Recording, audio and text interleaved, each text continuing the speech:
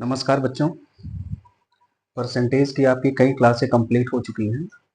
पिछली क्लास में हमने जनसंख्या पर आधारित जो प्रतिशत के प्रश्न पूछे जाते हैं उनको हमने बढ़िया से समझ लिया था। जनसंख्या वाले टाइप में मैंने बताया था कि 3 ही 4 तरीके के क्वेश्चन हैं, है ना? उससे ज़्यादा उसमें ज़्यादा पूछा नहीं जाता। अगर जनसंख्या पर आधारित और भी ज़्यादा प्रश्नों को आप देखेंगे तो वो सारे प्रश्न इंटरेस्ट के चैप्टर में ज़्यादा पूछे जाते हैं। यानी जो ये होता है साधारण और चक्रवृद्धि ब्याज, तो साधारण और चक्रवृद्धि ब्याज में इस तरीके के प्रश्न ज़्यादा पूछे जाते हैं। इसलिए जो वैरायटी परसेंटेज में पूछी जाती है केवल मैंने उसी को बताया है यहाँ पे। बाकी शेष जो जनसंख्या के प्रश्न होते हैं वो अलग-अलग चैप्टर में जैसे भी पूछे जाते होंगे, उनको मैं वहाँ पे क्लियर करूँगा, ठीक है? तो जनसंख्या का क्लियर हो गया। अभी आज की क्लास में हम परसेंटेज के बहुत सारे अलग-अलग टाइप के मिसलेनियस क्वेश्चंस आते हैं, उनको एक-एक करके हम समझते हैं। मिसलेनियस इन द सेंस कि वो किसी विशेष टाइप के नहीं होते, बस वो प्रश्न होते हैं और वो उनको परसेंटेज के बेस पे लगाया जाता है। तो आइए कुछ पहले प्रश्नों को नोट करते हैं, फिर एक-एक करके समझते हैं। आज के टाइप का हम नाम लिख लेते हैं विविध प्रकार के प्रश्न, ठीक है? परसेंटेज पर जो विविध यानी इसको अंग्रेजी में कहते हैं MISCE मिसलेनियस, या रहने दो इसको विविध ही लिख लो, ठीक है? विविध प्रकार के जो मिसलेनियस टाइप के जो क्वेश्चन पूछे जाते हैं उनको जो है आज हम यहाँ पे समझते हैं। मेरी शैली से तो आप परिचित ही है। पहले मैं कुछ सरल से प्रश्नों को करवाऊंगा, उसके बाद एक एक करके, मतलब आज की क्लास आपके लिए बहुत इंपॉर्टेंट है, ये समझ लीजिए। मिसलेनियस के क्वेश्चन लगभग हर एग्जाम में कहीं ना कहीं पूछे ही जाते हैं जहाँ परसेंटेज पूछा जाता है।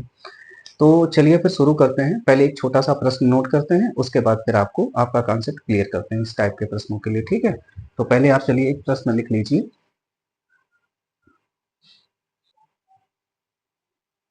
नोट कर लीजिए प्रश्न को पहले, ठीक है? देखिए बहुत ही सिंपल सा प्रश्न है, कुछ है नहीं इसमें, लेकिन ये जो क्वेश्चन है ये इतना इंपॉर्टेंट सवाल है। आप ये समझ लीजिए कि अगर ये प्रश्न आप बढ़िया से लगा लेते हैं तो परसेंटेज में आपके बहुत टाइप के जो कॉन्सेप्ट होते हैं वो क्लियर हो जाएंगे, ठीक है? तो इस टाइप में क्या है, पहले प्रश्न को पढ़ दे रहा हूँ। 128 विद्यार्थियों की कक्षा में 32 लड़कियां हैं। मतलब क्या दिया है कि 128 टोटल स्टूडेंट हैं, उसमें से 32 गर्ल्स हैं, यानी 32 लड़कियां हैं। तो लड़के कितने हैं और उनसे संबंधित कितने प्रश्न आपसे पूछे जाएंगे, सब एक एक करके समझते हैं। पहले देखिए कॉन्सेप्ट में आपको लिखाते हैं। कुल मिला के इसने दिया है 128 बच्चे हैं, ठीक है? इस पूरी क्लास में 128 बच्चों में दो पार्ट में इसने कर दिया। पहले तो इसने कहा कि 128 बच्चों में 32 लड़कियां हैं, ठीक है? 32 लड़कियां हैं। तो ये बताइए 128 में 32 अगर लड़कियां हैं तो कितने लड़के होंगे? 128 में से 32 घटा दो, 8 में से 2 गया, 8 में से 2 गया 6, और 12 में से 3 गया 9, यानी 96 लड़के हैं। ये दोनों चीजें एकदम क्लियर होगी। 32 लड़कियां हैं, 96 लड़के हैं, ठीक है? अब एकदम यहाँ पे ये स्पष्ट हो गया कि 128 बच्चों में अगर 32 लड़कियां हैं तो 96 लड़के होंगे, ठीक है? यहाँ से क्लियर है। तो इसका सबसे पहला प्रश्न देखते हैं। पहली बात तो पूछ रहा है कि लड़कों का परसेंट बताओ। लड़कों का परसेंट अगर आपको निकालना है तो आपको दो चीजें चाहिए, कितने लड़के हैं और कुल कितने विद्यार्थी में से। तो लड़कों का परसेंट आ जाएगा। अगर हमें जो है लड़कों का परसेंट निकालना है तो हम क्या करेंगे, कितने लड़के हैं तो भैया 96 लड़के हैं।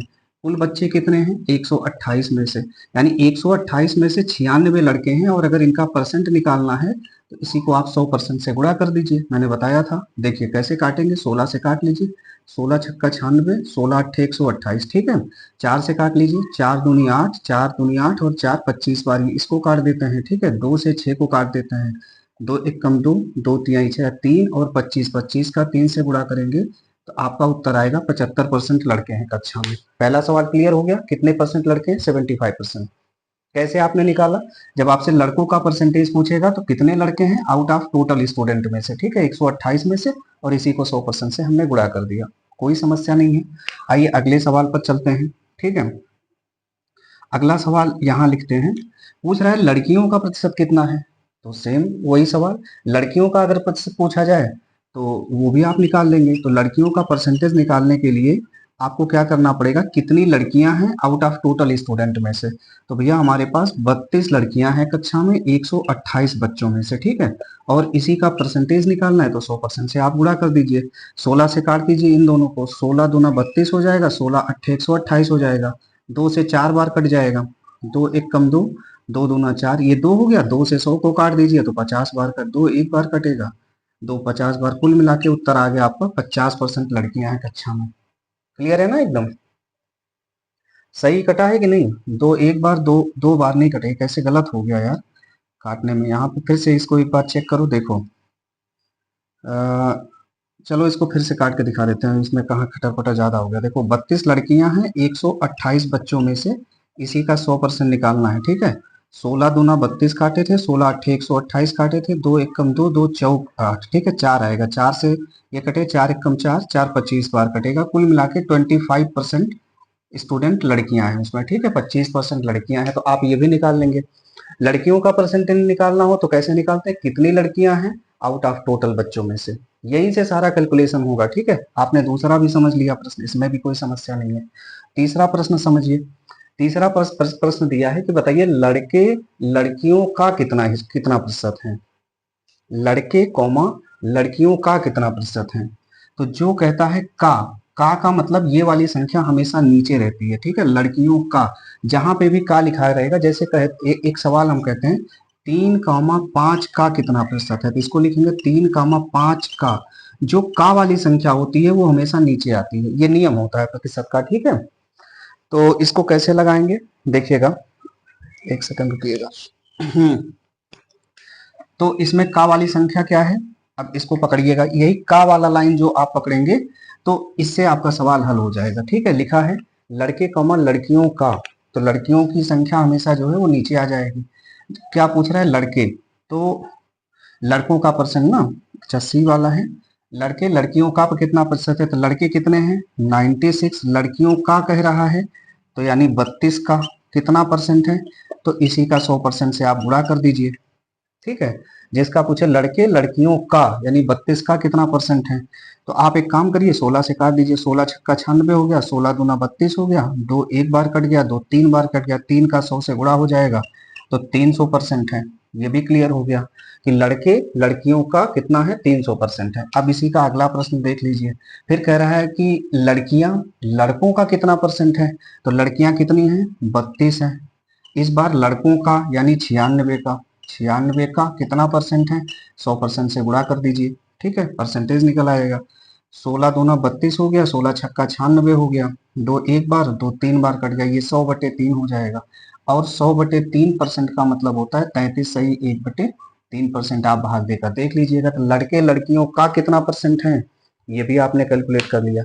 अब दो सवाल और बचते हैं, उनको भी लगाना पड़ेगा आपको, लेकिन उसके लिए हमें पहले ये दोनों सवालों को मिटाना होगा, ठीक है। एक बार ना हो तो आप इसका एक स्क्रीनशॉट ले लीजिए, नहीं तो वीडियो को रोक करके इसको लिख लीजिए, क्योंकि मैं अब इसे मिटा दे रहा हूँ। देखिए ये दोनों प्रश्नों को मैंने मिटा दिया, ठीक है। अब आपको बताते हैं, डी तक हो गया। अब ई वाला सवाल देखिए कैसे लगेगा। ई वाला कह रहा है लड़के कौमा लड़कियों से कितना प्रतिशत अधिक है, यानी आपको बताना है कि लड़कों की संख्या लड़कियों से कितना प्रतिशत अधिक है। तो प्रतिशत अधिक आपको निकालना है, तो कैसे आप करते हैं, लड़के लड़कियों से कितना अधिक है, तो प्रतिशत अधिक निकालने के लिए आपको दो चीजें चाहिए, कितना अधिक है बटे कहाँ से अधिक है, पूरे 100%। तो लड़के लड़कियों से कितना अधिक है, तो 32 में से 96 आप घटाओगे तो ये तो घटेगा नहीं, तो 96 में से 32 घटा के देख लो, 6 में से 2 गए 4, और उसके बाद 9 में से 3 गया 6, 64, यानी लड़कियों से 64 अधिक है लड़के। कहाँ से अधिक है, लड़कियों से, यानी 32 से अधिक है, और इसी का 100% से आप गुणा कर दीजिए, तो ये आ जाएगा लड़के लड़कियों से कितना अधिक है। तो देखो 16 चौका 64 हो जाएगा, 16 दूना 32 हो जाएगा, दो दो बार कट जाएगा, और 2 का 100 से गुणा होगा तो ये उत्तर आ जाएगा 200% अधिक है, ठीक है। एफ वाला सवाल देखिए, अभी फिर पूछेगा कि लड़कियां लड़कों से कितना परसेंट कम है, तो भैया लड़कियां कितना कम है, ठीक है, प्रतिशत कमी आपको निकालनी है, तो दो चीजें चाहिए कि लड़कियां लड़कों से कितना प्रतिशत कम है, तो पहले निकालिए कितना कम है, तो लड़कियां लड़कों से कितना कम है, तो 64 कम है, किससे कम है 96 से कम है, गुणे 100%, ठीक है।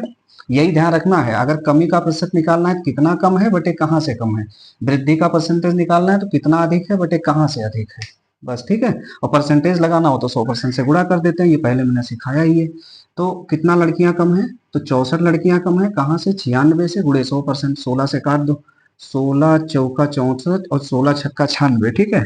दो से काट देते हैं, दो तिहाई 6 और दो दूना 4, अब गुणा कर दे, 2 का 100 से गुणा होगा तो ये हो जाएगा 200/3, नीचे पड़ा हुआ है, इतना परसेंट है, ठीक है। इतना का जब भाग आप कर देंगे तो ये 3×6 = 18, 2×20, 3×6 = 18, 66 सही 2/3%, ठीक है। इसका मतलब कि लड़के मतलब लड़कियां लड़कों से कितना परसेंट कम है, तो 66 सही 2/3% कम है, ठीक है। क्लियर हुआ? आप इसको पहले नोट कर लीजिए तो फिर बताएं फिर आपको आगे। नोट कर लिया आपने? चलिए, अब इसमें देखिए, ये तो आपने सारे सवालों को इसमें समझ लिया। अब एक और टाइप विविध वाले में ही पूछता है, भिन्नों पर आधारित प्रश्न। कैसे भिन्नों पर पूछता है कि किसी भिन्न के अंश में इतना परसेंट की वृद्धि या कमी कर दी गई, हर में इतना परसेंट की वृद्धि या कमी की गई, तो परिणामी भिन्न इतना प्राप्त होती है, ठीक है। तो मूल भिन्न का वैल्यू आपको बताना होता है। तो इस तरीके के भी प्रश्न चूंकि इसमें पूछे जाते हैं, तो आइए एक प्रश्न इस तरीके का भी कर लेते हैं। तो पहले प्रश्न आपको नोट करवा देते हैं, ठीक है। तो चलिए प्रश्न लिखिए, लिख लीजिए प्रश्न को पहले। सवाल है, किसी भिन्न के अंश में 20% की वृद्धि और हर में 25% की कमी करने पर 6/5 प्राप्त होता है। आवाज जा रही? तो मूल भिन्न ज्ञात कीजिए, ठीक है। कोई बात नहीं है, बहुत ही आसान सवाल है। पहले चलिए समझा देते हैं आपको, फिर आप देखिएगा किस तरीके से लगाना है। कह रहे पहले मूल भिन्न आपको बताना है। तो मान लेते हैं हम कि मूल भिन्न हमें नहीं पता। मान लेते हैं कि मूल भिन्न कितना हम मान लें, भिन्न मानना है तो हम चलिए a/b मान लेते हैं। अब मूल भिन्न हमारी a/b है, ठीक है।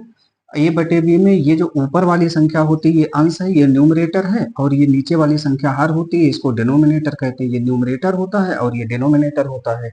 तो यानी ये अंश है और ये हर है, ये मूल भिन्न a/b है। तो कहता है किसी भिन्न के अंश में 20% की वृद्धि की जाती है। तो भैया यहाँ पर 20% की वृद्धि करने पर और हर में 25% की कमी करने पर, हर में 25% की कमी करने पर हमें क्या प्राप्त होता है? 6/5 प्राप्त होता है। यही आपका प्रश्न दिया है कि अंश में 20% की वृद्धि करने से और हर में 25% की कमी करने से 6/5 प्राप्त होता है। तो आपको मूल भिन्न इसी a/b का मान निकालना है। तो कर देते हैं। देखो, a में 20% की वृद्धि है तो 120/100 हो जाएगा, बटे b में 25% की कमी है तो ये 75/100 हो जाएगा, और यही बराबर हो जाएगा 6/5 के। अब पक्षांतर कर देते हैं, a/b को यही रहने देंगे। इसको क्या करेंगे, देखो a/b को आप यही रहने दो। ये सबसे पहले एक काम करो, ये संख्या इसका गुणा होगा यहाँ पे, ठीक है। या इसको एक काम करिए, सबसे बढ़िया है इसको पहले यहीं हल कर लेते हैं, ठीक है। इसी चीज को मैं यहाँ से लिख रहा हूँ, देखो a गुणे कितना है 120/100 गुणे, ठीक है। ये 75/100 जो है इसको हम ऊपर ले जा रहे हैं, ठीक है। 75/100 तो ये हो जाएगा 100/75 पूरे का बटा, यानी b गुणे ये जो 75/100 था ना, इसको हम ऊपर लिए गए, ठीक है। और ये बराबर 6/5 के है। आप इसको ऐसे भी हल कर सकते हो, देखो क्यों, क्योंकि 100 से 100 कट जाएगा, 25 से काट दो, 25×3 = 75 और 25×4 = 100। यानी इसका मतलब ऊपर आ गया है a गुणे 4/3 है ना, a गुणे 4/3 बटे b बराबर 6/5 है, ठीक है। ये आपने कर दिया। a/b को यही रहने देना है, ये गुणा है, ठीक है।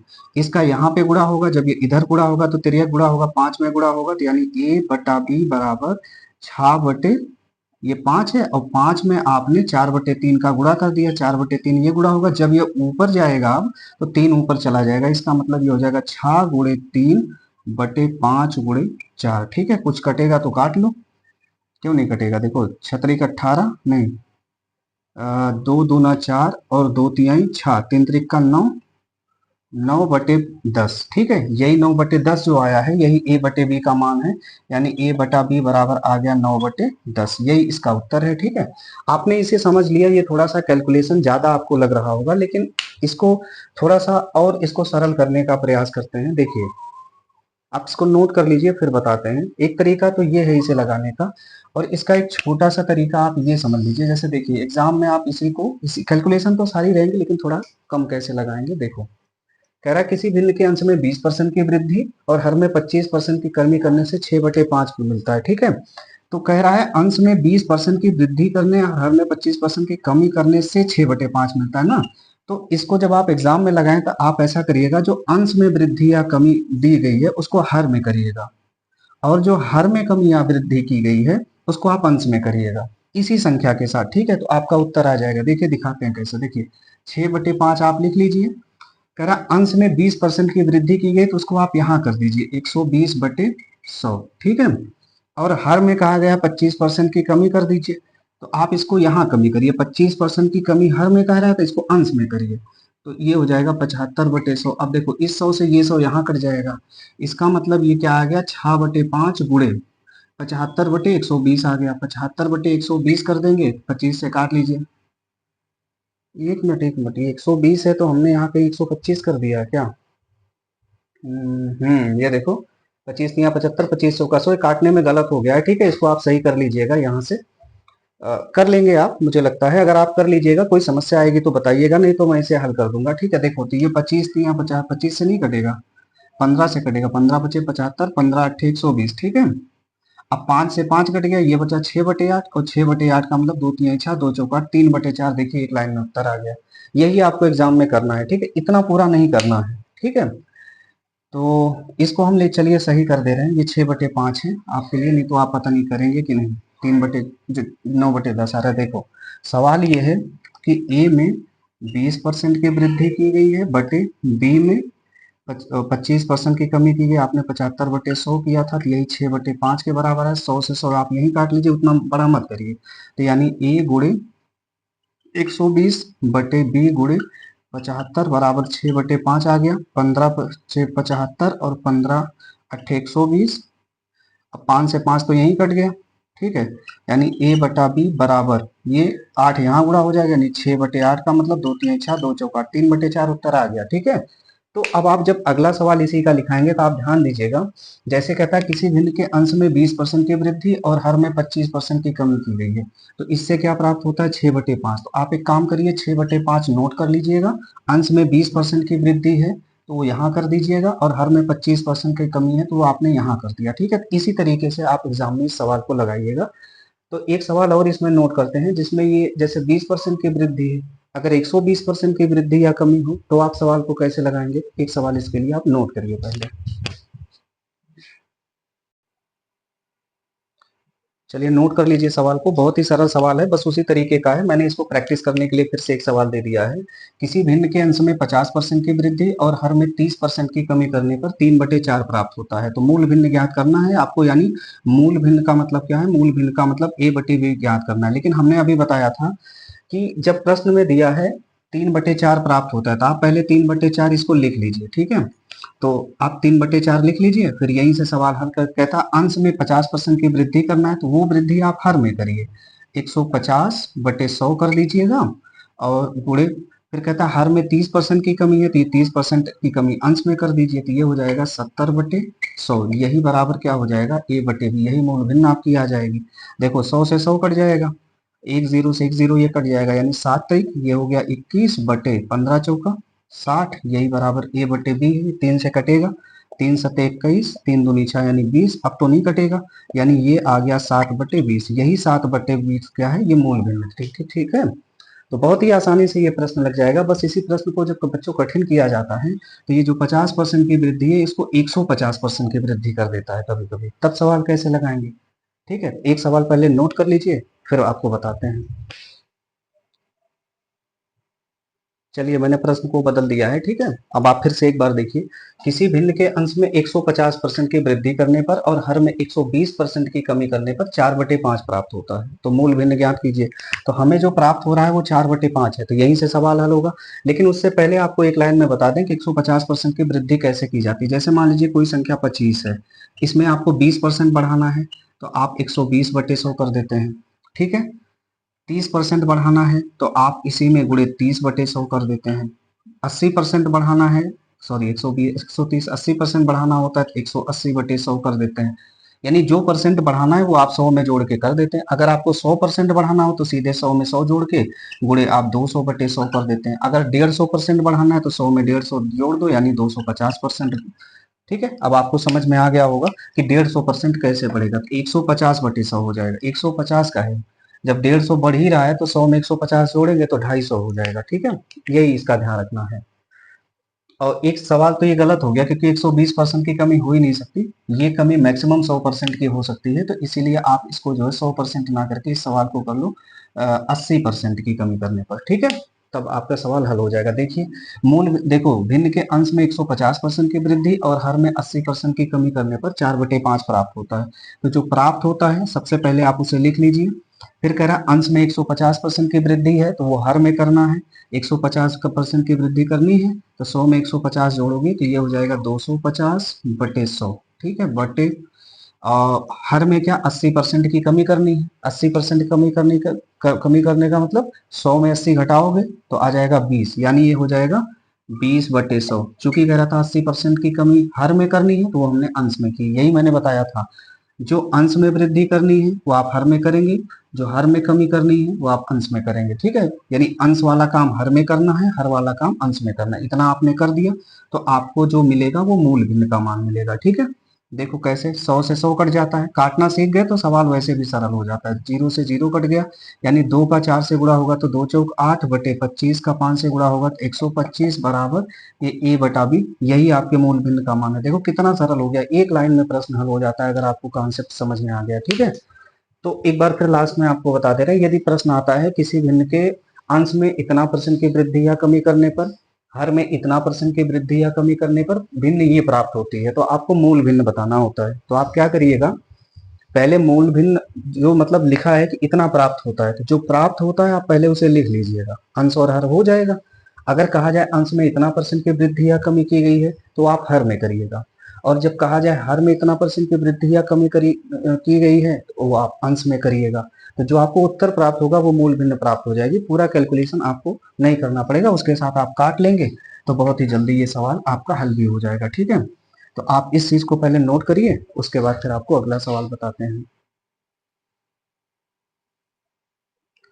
अच्छा, नोट तो आपने कर लिया, इसको इसमें नोट करना ही नहीं था। ठीक है, अगला जो विविध में एक और टाइप पूछा जाता है बच्चों, अक्सर पूछा जाता है एग्जाम में, संख्याओं पर आधारित प्रश्न खूब पूछे जाते हैं।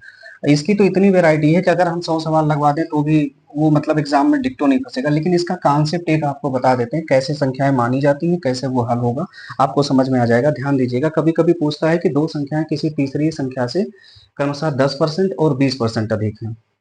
सवाल ऐसे ही रहता है, दो संख्याएं किसी तीसरी संख्या से क्रमशः 10% कम या 20% अधिक है, या जितना भी परसेंट कम या ज्यादा है। पहली संख्या दूसरी संख्या का 2/3 है तो संख्याओं का अनुपात बताइए, संख्याएं बताइए।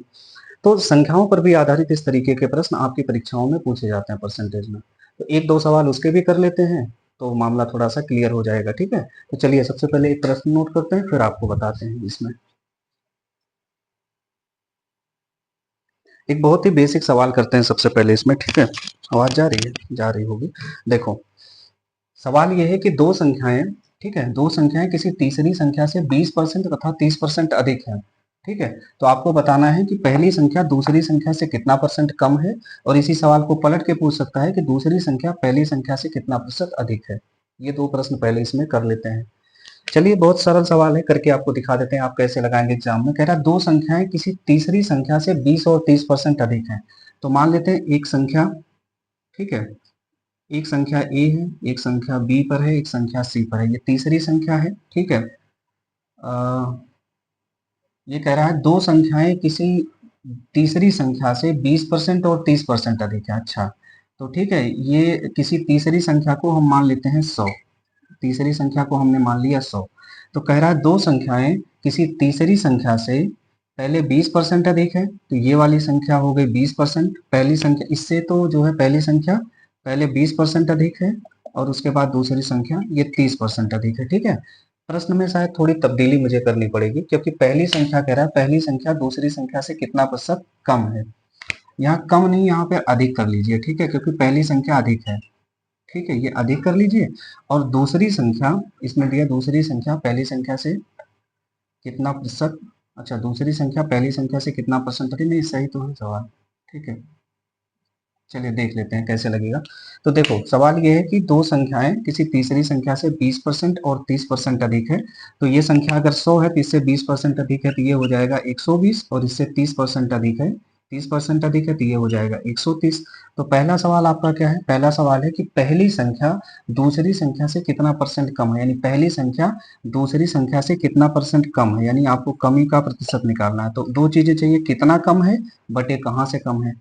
120 130 से कितना कम है, तो भैया 10 कम है। कहाँ से कम है, 130 से कम है और यही 100% का गुणा कर दीजिए तो परसेंटेज आ जाएगा। ठीक है, अब देखो जीरो से आपने जीरो काट लिया, 10 का 10 से गुणा होगा तो ये हो जाएगा 10 दाम 100/13, 13/100। आप इसको परसेंटेज में जब लगाओगे तो क्या हो जाएगा, 13 तिया 13 चौका 52, 13 बचे 62, 13 छः 78, 13 सते 91, 13 सते 91 और बचा 9, यानी 9/13, 7 सही 9/13% कम है।